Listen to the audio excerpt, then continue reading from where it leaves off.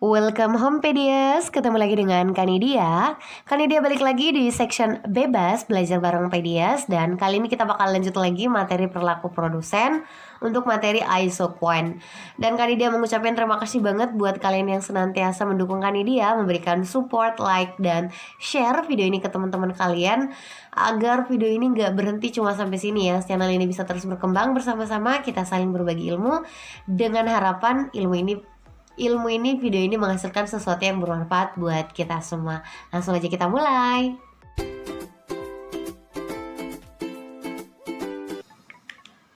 Kalau kemarin pembahasan perilaku produsen kita itu lebih menonjolkan bahwa yang berubah itu hanya satu faktor produksi alias tenaga kerja. Nah, kita akan masuk ke materi selanjutnya yang bercerita tentang dalam kegiatan produksi ada dua faktor produksi yang bisa berubah.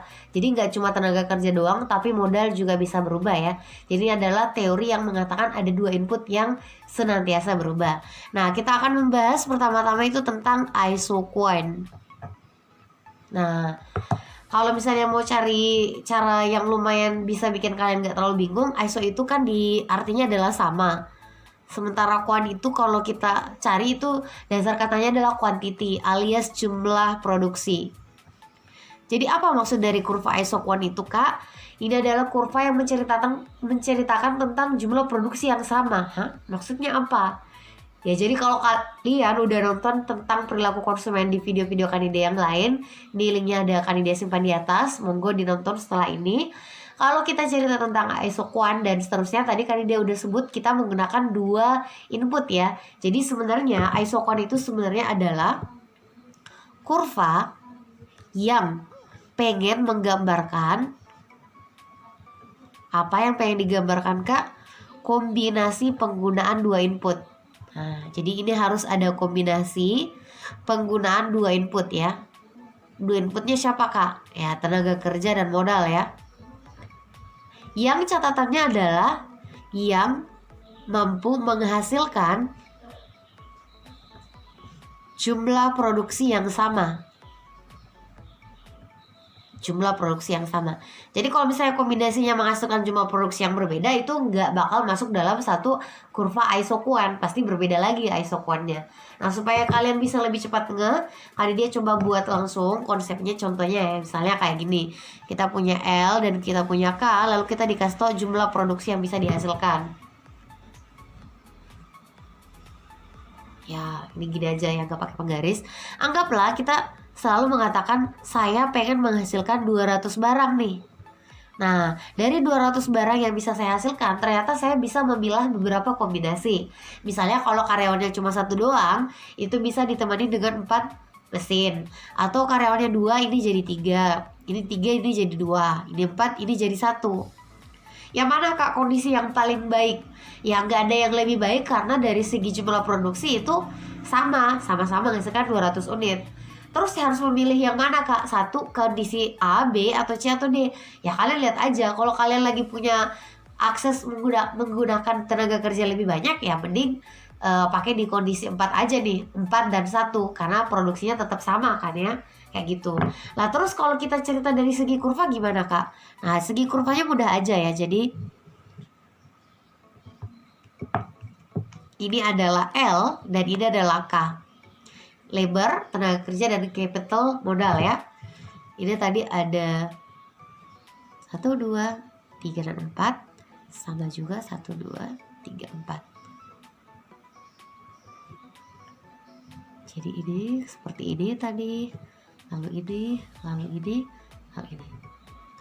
Nah, untuk kurva ISO Quant itu modelnya kalian bisa lihat itu sangat-sangat mirip. Allahu Akbar ya. Harusnya rata ya.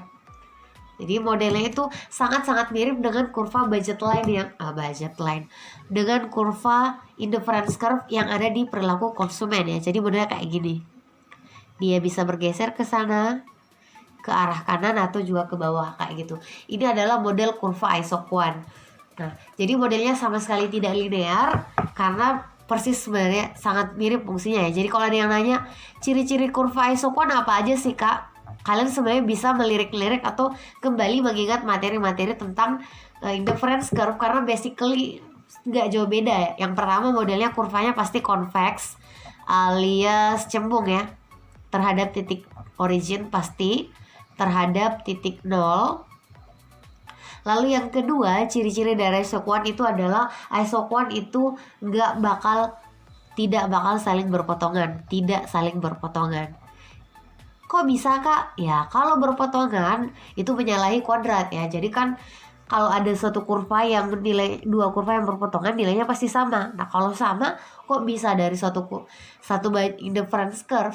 Kok indifference curve sih? Satu isoquant itu memiliki jumlah produksi yang sama dengan isoquant yang lain. Itu nggak sesuai dengan konsep yang sudah kita bahas di awal.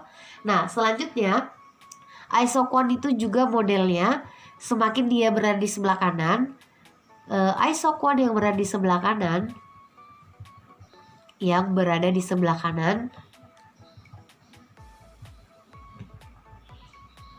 itu menunjukkan jumlah produksi yang semakin besar ya, menunjukkan jumlah produksi yang semakin besar,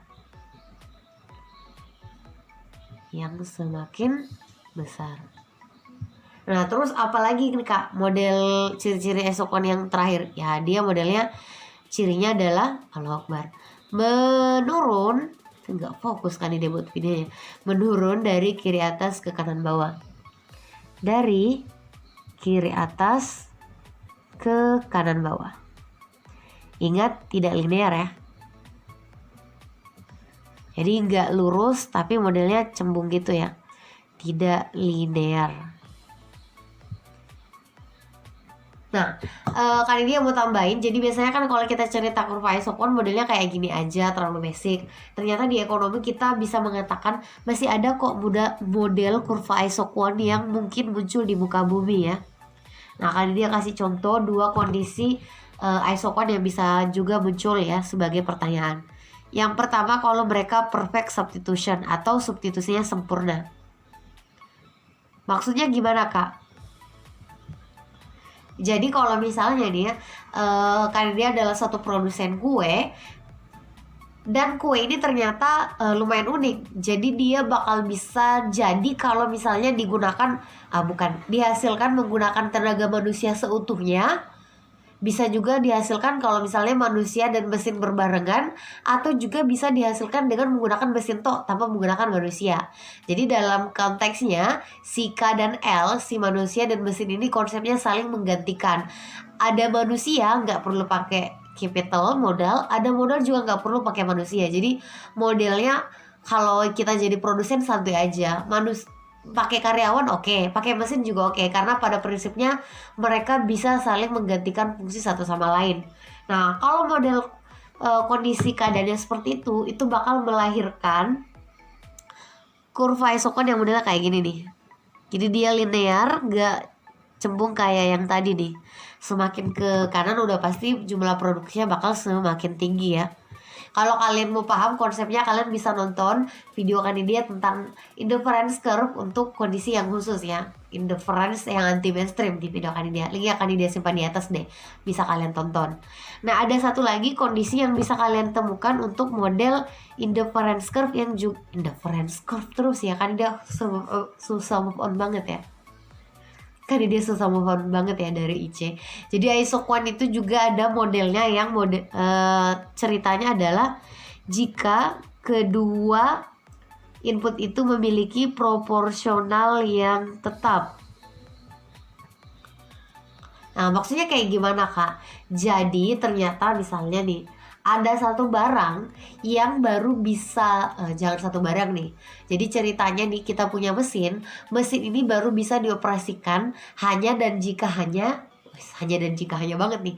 Mesin ini hanya bisa dioperasikan hanya oleh satu manusia. Kalau dua nggak ada gunanya si manusia yang satu ini, kayak gitu ya. Jadi satu mesin untuk satu manusia. Itu konsepnya ya. Jadi porsinya harus selalu sama, satu mesin, satu manusia. Kalau kita punya 10 mesin dan cuma punya satu manusia, maka yang dihitung sebenarnya cuma satu manusia doang, karena satu manusia harus menggunakan satu mesin. Ya jadi kayak gitu. Nah jadi kalau misalnya konsepnya kayak gini, karena dia punya satu mesin dan satu manusia, oke, bisa menghasilkan satu produk kan ya. Nah tapi ternyata kan dia dikasih tambahan mesin jadi 2. tapi manusianya tetap sama. Nah, kira-kira ada tambahan produksi? Nggak ada. Tadi kan disebut satu mesin harus digunakan oleh satu manusia. Karena porsinya beda, ditambah lagi menjadi 3 juga nggak bakalan berubah. Sama juga misalnya, karena dia dikasih 2 orang, tapi mesinnya cuma satu, itu produksinya nggak bakalan beda dengan 1 dan 1. Ya, kombinasi 1-1 ya.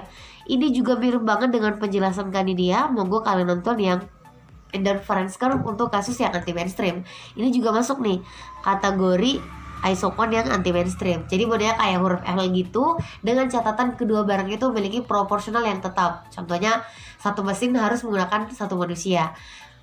Kalau misalnya angkanya nggak sama, ya itu yang lain itu nggak ada gunanya kayak gitu. Jadi modelnya bisa seperti ini, lalu seperti ini.